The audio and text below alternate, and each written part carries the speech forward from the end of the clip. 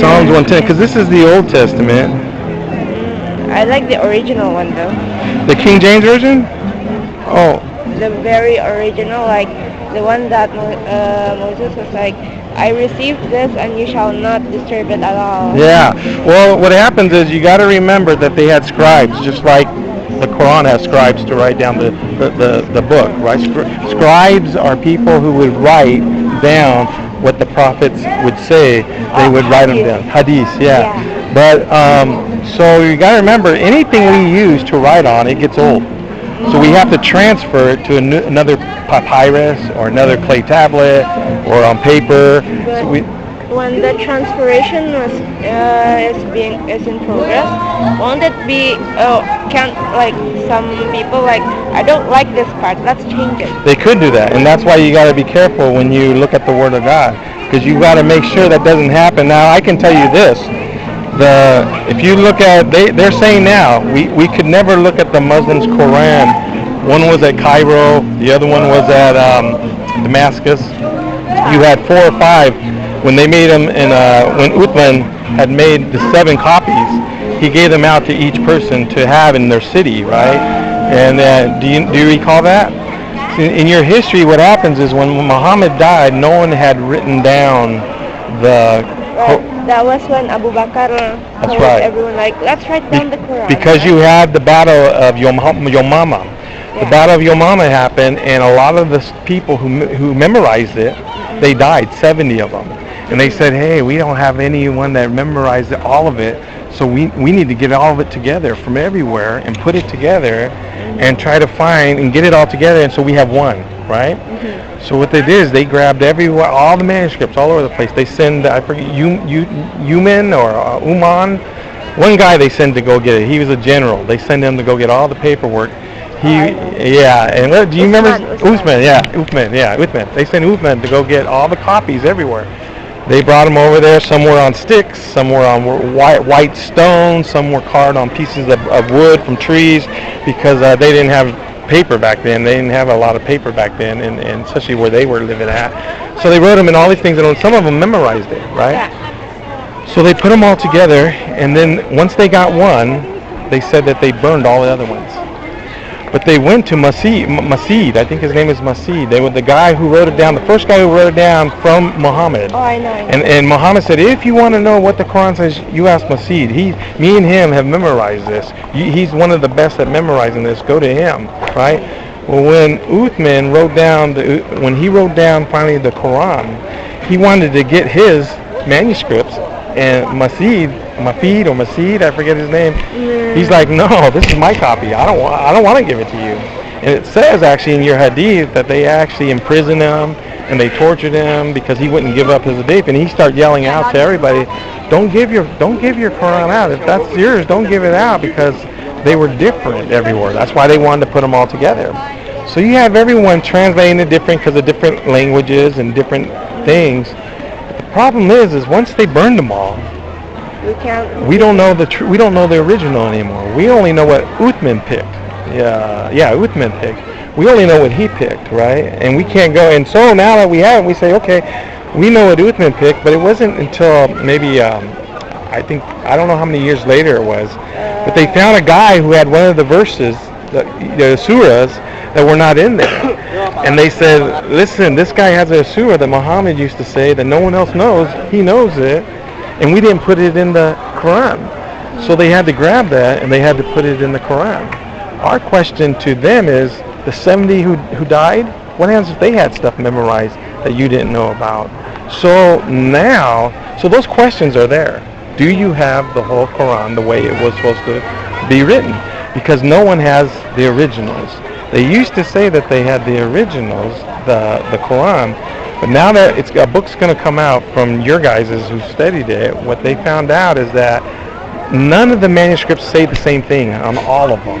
The Samarkand, the Cairo one, the 1925, the one that you guys are supposed to use, the Egypt one, the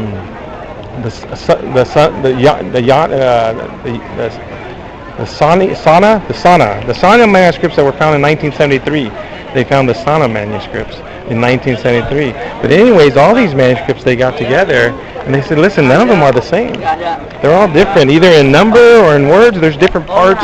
A lot of it says the same stuff, but there are different parts in it. There are stuff that people erased and put something else. So they're finding out that you guys don't have the original, that there's a lot of variance in your Quran, just like there is in our Bible. But we've got the reassurance from every single prophet. Well, this is like my teacher taught That's what they told you, yeah. Every single prophet has told everyone, like, the Quran, the last installment of words God, the one that straightens up every single religion in this world, Right.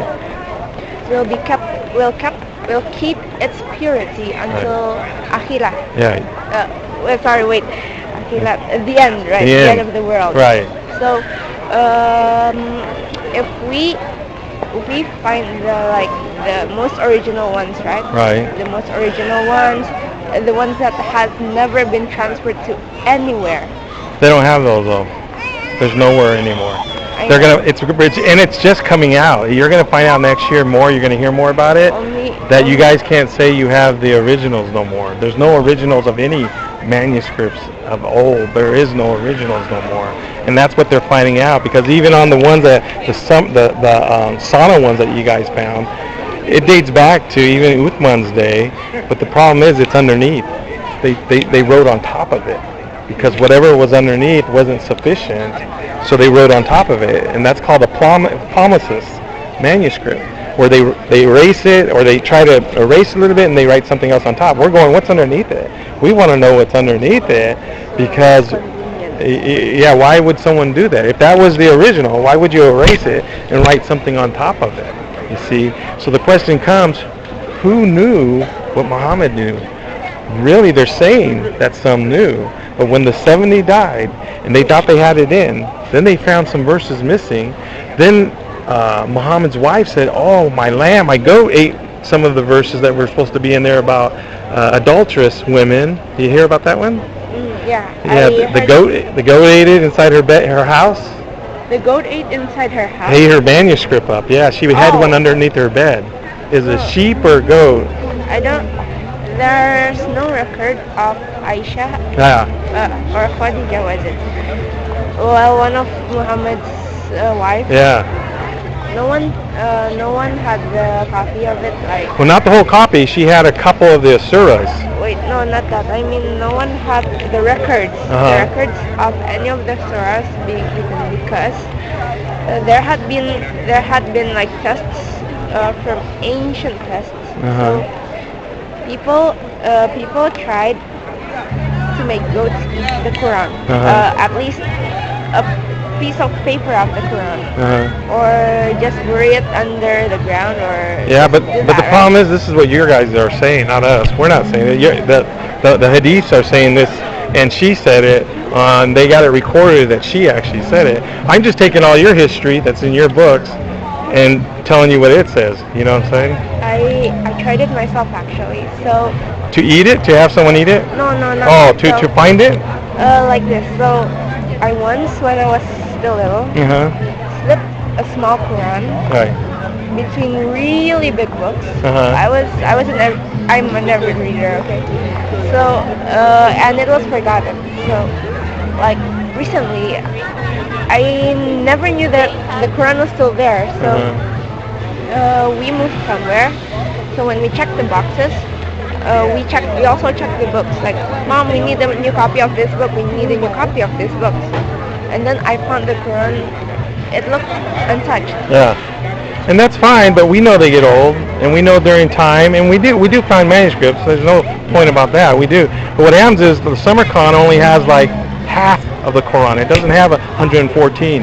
They found another Quran that only had 111. They found one that had 116 surahs. Oh, right? That one. I know that one. So you're having all these issues as you're trying to find, as we read your history, we're having all these huge issues. They're not small issues, they're big issues that are happening, and they're trying to get covered up by saying, oh, this could happen, this could happen. The point is, all this did happen. So we're saying, listen, there's a lot of variance in your Quran, and we can prove that now. And it's going to get worse because, see, the Bible has been tested harder and more by professors than any other book in the world, any other antiquity, because a lot of people don't like the Christian Bible, a lot of people don't like religion, and so they went to it and they tested it and tested it and tested it. We always claimed we don't have the originals. We knew that, but what we do have is, if you have 10 manuscripts, and this is what the Quran should have did, because they were in the same predicament. If I have 10 manuscripts here for one surah, let's say, okay, and then I find another one that's 600 years later, I can at least take this one and match it up to the 10 and see if this is a fake or not, right? Because you take the one and you match it up to these ones and you go, that says different. We won't throw it away, but we know it's different. We'll just put it aside. We won't throw it away. We're not going to burn it for sure. We're just going to set it aside because we want to make sure we have the Word of God, right?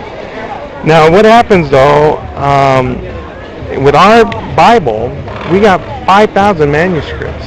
That every time we find one, we could actually take it and verify and say, listen, someone added a word here. We know they did because it's not on these 20. So we know someone added. So we circle it. We put a line under it. And we say, when we put it in our Bibles, we say, this was added. Just know that. But we're waiting to find more manuscripts to see if it's really true or false. But until then, we're not going to throw it away. We're not going to burn it. We need to know what God was trying to tell us as we go along with these manuscripts, right? So out of the 20,